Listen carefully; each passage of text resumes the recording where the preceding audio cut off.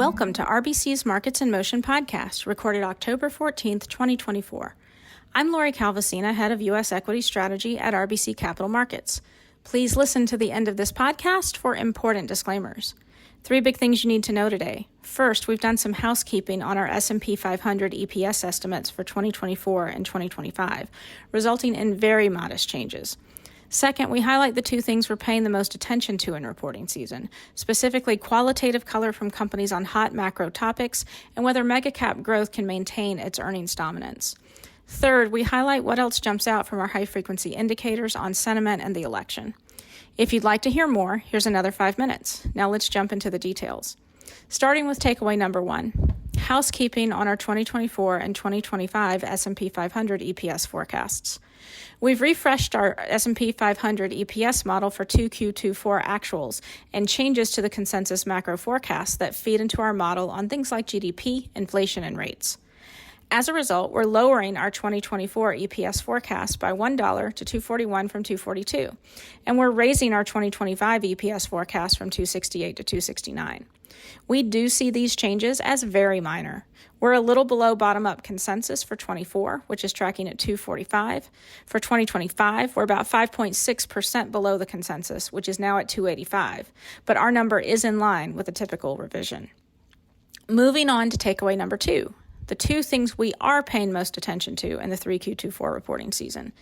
The first thing we're watching is qualitative color from companies on the macro backdrop, state of the consumer, and how they're thinking about the U.S. election, geopolitics, inflation, interest rates, and the Fed. When we look at trends over time, we find that in their earnings calls, U.S. public companies are talking a lot less about labor. Layoff and recession-related commentary has also been quite low. Discussion of AI and the Fed and interest rates remain near all-time highs. Discussion of the U.S. election has spiked to levels on par with late 2016 and 2020. Comments on geopolitics, meanwhile, are below peak but still high versus history. From our recent transcript reading, I thought some of the financials that reported late last week did a good job of providing supporting evidence for the soft landing thesis. Specifically, one bank's comment that they've been looking for signs of changes in consumer health but haven't found any yet, and another's view that the consumer remains on solid footing. Otherwise, consumer discussions over the past few weeks have continued to emphasize the pressures from higher interest rates and the cumulative impact of inflation, the resilience of the consumer, especially the high end, despite challenges, and the ongoing difficulties faced by lower-end consumers. On the U.S. election, one thing that jumped out was one bank's comment that getting past the election and seeing interest rates come down a bit could help restore client confidence and get business activity going again. The second thing we're watching is whether or not megacap growth maintains its earnings dominance. The leadership transition away from megacap growth in terms of performance has been choppy this year.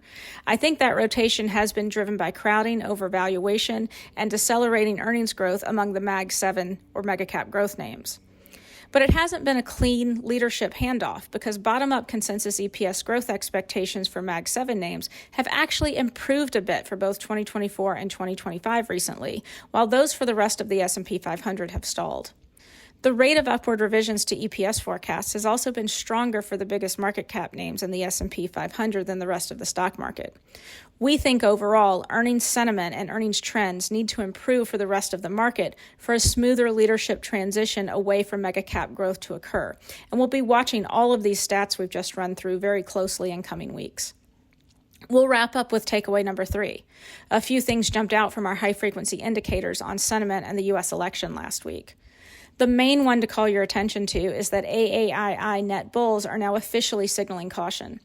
As of October 10th, the weekly data point on AAII net bulls was 28.4%, and the 4-week average was 24.2%.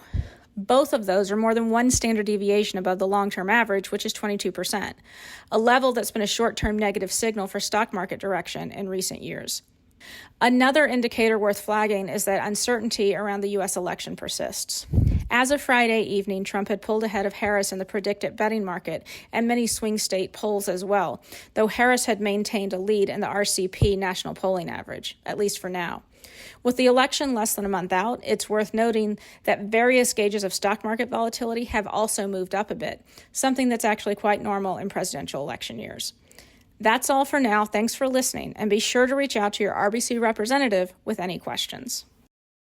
This content is based on information available at the time it was recorded and is for informational purposes only. It is not an offer to buy or sell or a solicitation, and no recommendations are implied.